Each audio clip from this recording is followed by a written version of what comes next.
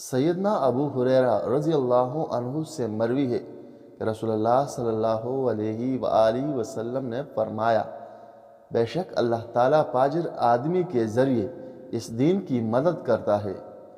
سیدنا انس بن مالک رضی اللہ عنہ کہتے ہیں، ایک آدمی نبی کریم صلی اللہ علیہ وآلہ وسلم کے پاس دنیاوی چیز کے لیے آتا تھا اور وہ اسے دے دی جاتی تھی، لیکن ابھی تک شام نہیں ہوتی تھی کہ دنیا و ما فیہا کی بنسبت اسے اسلام سب سے زیادہ محبوب اور پیارا بن چکا ہوتا تھا۔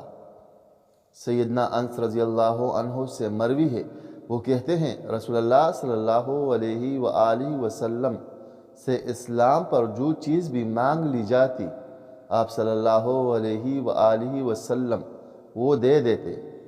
ایک دفعہ ایک آدمی آیا اور اس نے آپ صلی اللہ علیہ وآلہ وسلم سے کوئی سوال کیا۔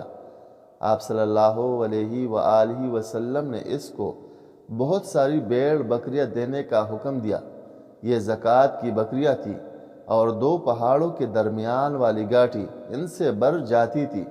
وہ بندہ اپنی قوم کی طرف لوٹا اور ان سے کہا، اے میری قوم، اسلام قبول کر لو، کیونکہ محمد صلی اللہ علیہ وآلہ وسلم اس طرح کثرت سے دیتے ہیں کہ ان کو فاقے کا ڈر بھی نہیں ہوتا۔